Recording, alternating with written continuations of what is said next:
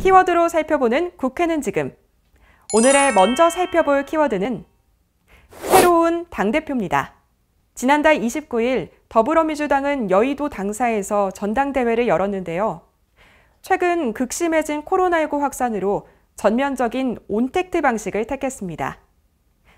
민주당은 전당대회 당일을 사흘 앞두고 이해찬 대표 등 현재 당 지도부가 대거 코로나19 능동감시 대상자로 지정됐습니다.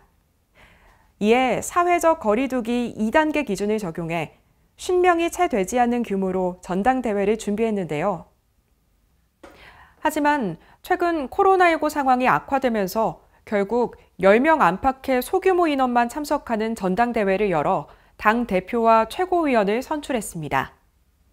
당 대표로는 이낙연 의원이 득표율 60.77%로 김부겸 전 장관, 박주민 의원을 제치고 선출됐는데요.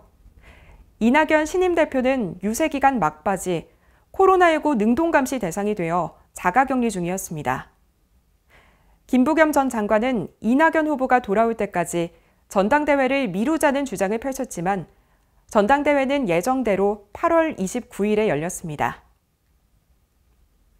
한편 전당대회에서 이 신임 당대표는 과반 이상의 득표율을 차지해 압도적인 표차로 당선돼 차기 대선 주자 1위로서의 힘을 보여줬습니다.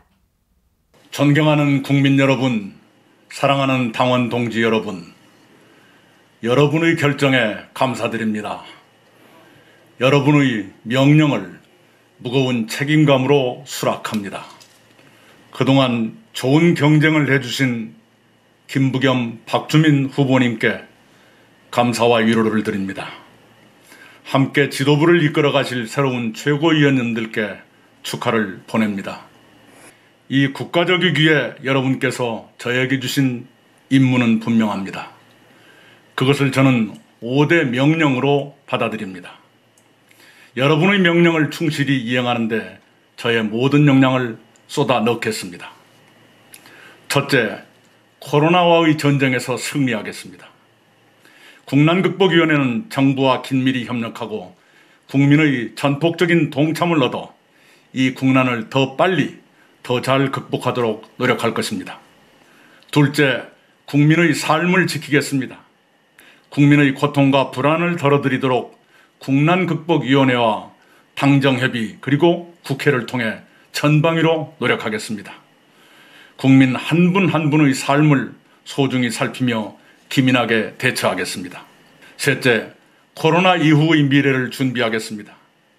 저는 한국판 뉴딜의 필수적 개념으로 균형발전 뉴딜을 제안한 바 있습니다. 한국판 뉴딜의 사업 선정과 예산 배정에서 국가 균형 발전을 가장 중요하게 고려할 것을 거듭 요청합니다. 넷째, 통합의 정치에 나서겠습니다. 민주당도 통합의 노력을 강화할 것입니다.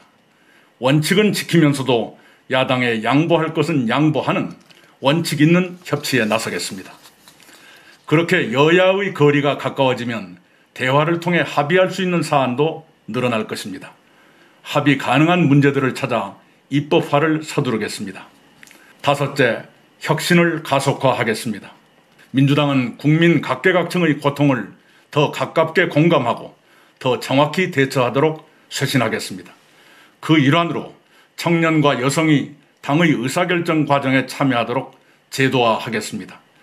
5대 명령 가운데 가장 시급한 것은 코로나19와 그것으로 파생된 경제적, 사회적 고난, 즉 국난의 극복입니다. 그에 대한 저의 결의를 윈스턴 처칠이 2차 대전 때 했던 말로 대신하겠습니다. 우리의 목적이 무엇이냐고 물으신다면 한마디로 대답하겠습니다. 그것은 승리입니다. 감사합니다. 이날 전당대회에서는 더불어민주당의 최고위원들도 선출되는데요. 김종민 수석 최고위원을 시작으로 노웅래, 신동근, 양향자 의원과 염태영 수원시장이 선택됐습니다. 노웅래의 심장에는 오직 촛불혁명, 개혁 완수만이 있습니다. 노웅래의 머릿속에는 오직 문재인 정부의 성공만이 있습니다. 무한책임 노웅래, 일편단심 노웅래가 문재인 정부의 성공과 정권 재창출에 혼신을 다할 것입니다. 노무현의 꿈, 민주당의 꿈, 김대중, 노무현, 문재인 정신으로 집권 20년, 100년 정당 노웅래가 당원 동지들과 함께 결단코 해내겠습니다. 감사합니다.